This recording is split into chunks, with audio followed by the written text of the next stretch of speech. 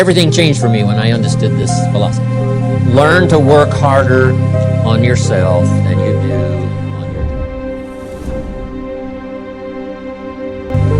job. That's the simple philosophy that changed my life forever, starting age 24. If you work hard on your job, you can make a living, which is fine.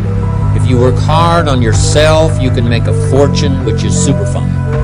I didn't mind working hard on my job, but things didn't seem to change that much. Then I started working hard on myself to qualify. So let me put it in a philosophical phrase now. This is worth the price of whatever it costs for you to be here today. Here it is. Success is something you attract. Success is not something you pursue. It's something you attract by becoming attractive. And the whole scope of this we call now personal development. You can have more than you've got because you can become more than you are. If you can multiply your value by 3, by 5, you can easily multiply your income by 3, by 5, by 10. But the key to doing it is to work hard on yourself. Now, that's why I mentioned this personal development part is learning multiple skills. If it would serve you, multiple languages. Okay? Working hard on yourself. People are fun to work with. The key, sometimes it's not fun to work with yourself. How come I'm reluctant when I should be excited? Right? You just go through this dilemma. The work we do is fairly easy. Mr. Schultz, my first mentor, taught me the world is mostly full of real nice. In fact, he said there's only about 11 or 12 real nasty, miserable, horrible people in the whole world. Now, he said they move around a lot. So you're bound to find one once in a while. But if you found one, you say, hey, there's only 11 more like you, I can handle that. There's not 1,000. But here's the big challenge, working hard on yourself. Personality and temperament and mindset. We talked about culture, all the stuff necessary to individually be responsible, be a growing, attractive, powerful, skillful, communicating human being. And the world belongs to you. What you're going to find as we go along with this, and as we keep working with this idea, it's going to make an awful lot of sense to you. Now, I have found when we start to study ourselves, there's only 2 points of reference we can go to. One is science, and the other is theology. There doesn't seem to be anywhere else to go. I have found that there are only 6 basic religions, and they all teach us essentially the same thing. They teach us that we are non-physical beings. They may use a different word, but the concept is the same. Do you know, it's a strange thing. Most people don't even know much about their own religion, and yet they say mine's right and all the rest are wrong, and they don't even know what the others are. I have found that every one of them has the truth in it. We are non-physical beings. See, the truth is something like the center of town. It really doesn't matter which side you approach it from.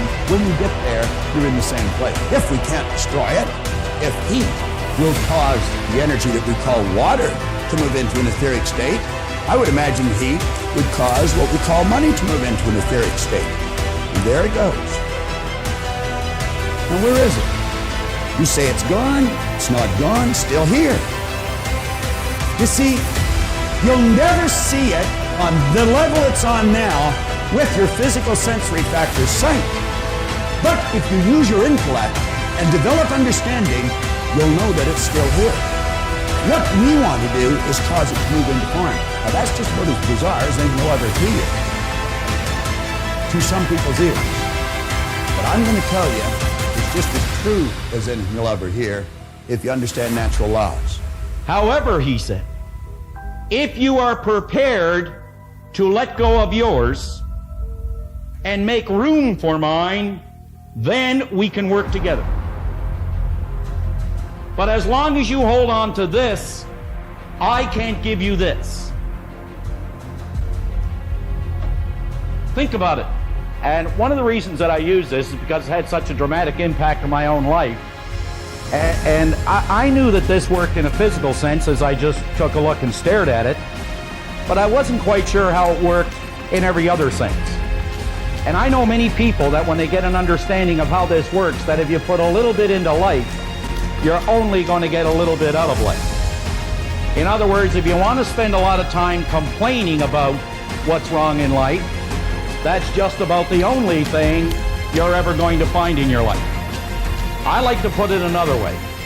If you want to look at the scientific side of things, they'll say that for every action, there is an equal reaction in the opposite direction. He had come to the conclusion that you and I have infinite potential. He's written a paper. He went on, he left aerospace engineering, and he went on to start the Thomas Jefferson Research Center out in Pasadena. In a paper called The Productive Person, Goebel wrote, by nature, you and I are alike. By practice, we get wide apart.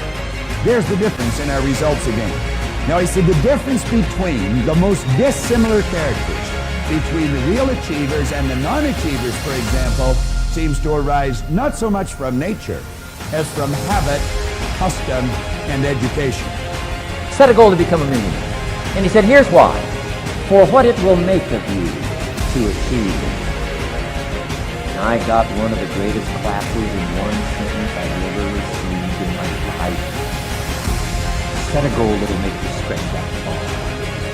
For what it will make of you to achieve it. What a brand new reason for setting goals. Right? If you've had a bad week, just sit down and ponder that for a while. Study it. See if you can't pick up some ideas from a poor week and then make a better week. Okay? Learn from your own experience. One way to learn to do it right is do it wrong. You know, that's one way to learn to do it right.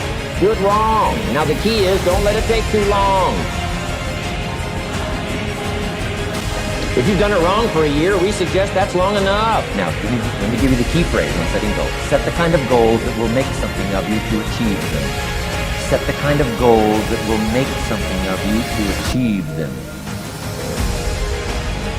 Always keep that in mind. What will this make of me? If I set this goal and go for it, not only will I achieve it, but what will it make of me in the process? What a whole new concept on setting goals. But here's the secret to my success. I stood up and did it again. Stood up and I did it again. And I did it again and I did it again all those many years ago. I did it when I was scared and I did it when I didn't want to and I did it when I was ill. And I did it when it didn't work well and I did it when they didn't appreciate it. And I didn't a lot of times when I didn't know much what I was doing. I just did it anyway. And now all these years later, I'm asked to walk on this stage with the greatest introduction I've ever had, greatest response and welcome I've ever had, the greatest opportunity I've ever had to touch this many lives with a mixture of words and heart and soul. I got better day by day and week by week and month by month, and I'm asking you to do the same thing until you can develop a long arm and a long reach, until you can develop influence that won't quit. Let me give you some good keys to good communication. Here's number one, have something good to say. Communication starts with preparation. Getting ready to speak this year, getting ready to speak next year. Attend the classes, read the books. Have something good to say.